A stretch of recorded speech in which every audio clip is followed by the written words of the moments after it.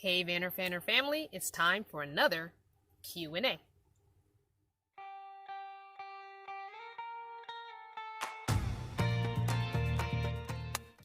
Today's Q&A is brought to you by my sponsor, Nomad Internet.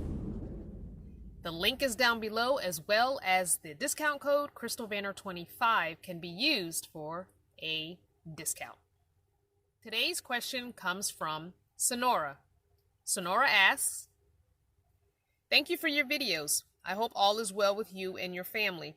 Due to the increased cost of Class B camper vans, i.e. Travato, Road Trek, etc., I'm thinking about purchasing a 9-passenger van, i.e.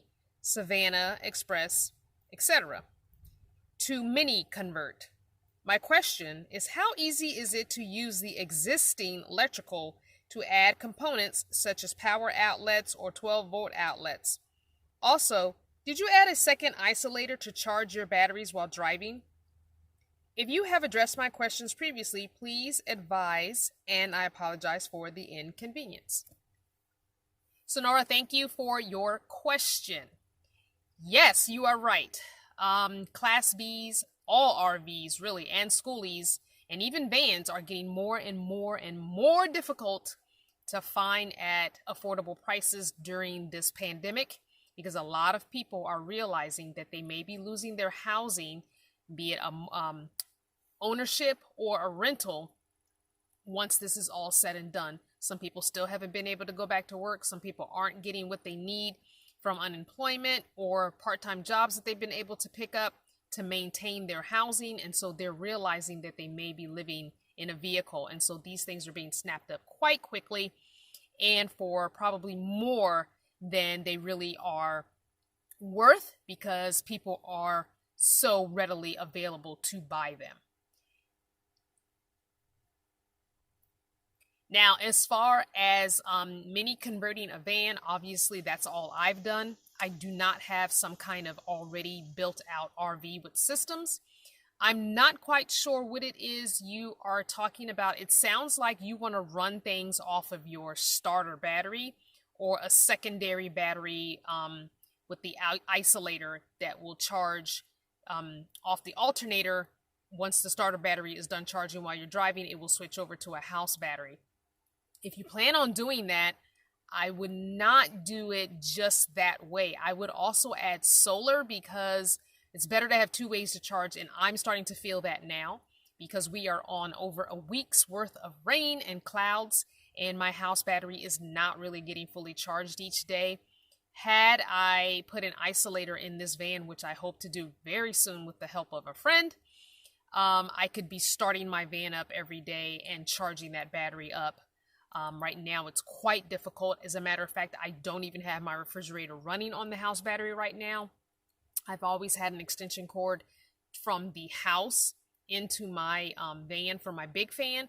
Currently, I'm just running my refrigerator and big fan on that cord. I'm not even using the small fan because that's also attached to my house battery. Really, nothing's on my house battery. I'm trying to let it get charged back up. It got extremely low and it kind of scared me, so I'm hoping I didn't damage it by doing that.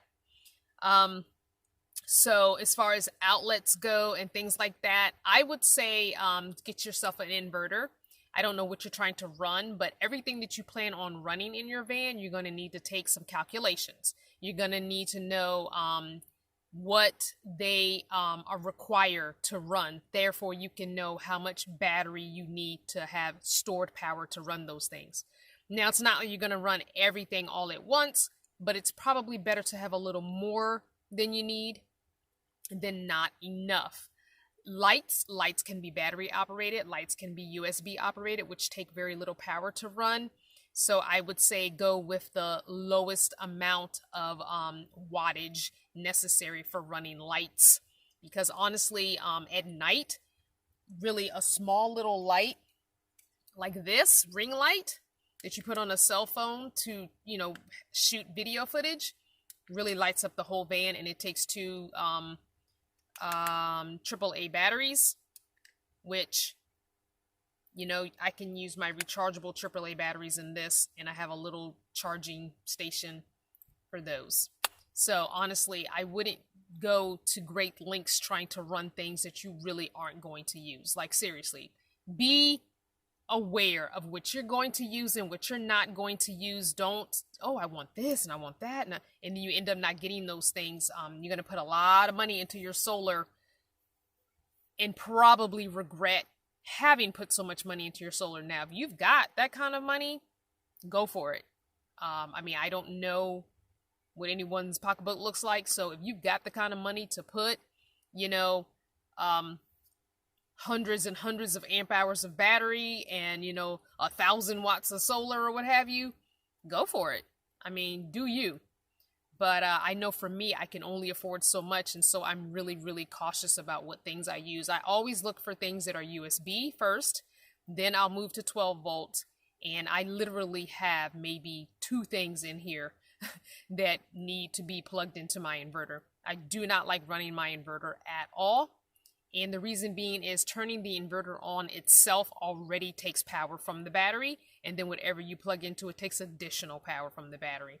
So I rarely turn my inverter on. My inverter probably has not been actually turned on for several months.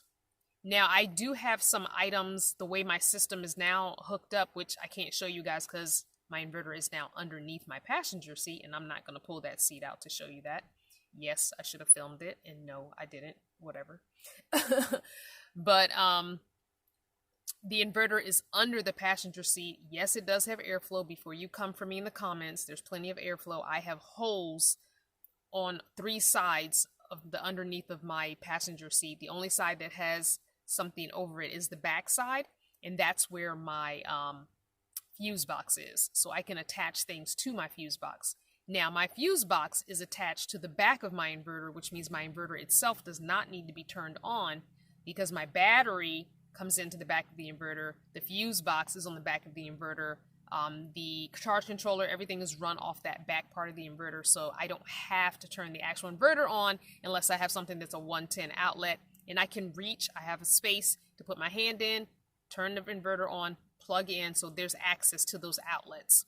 So definitely make sure whatever you have in your van that you absolutely must have.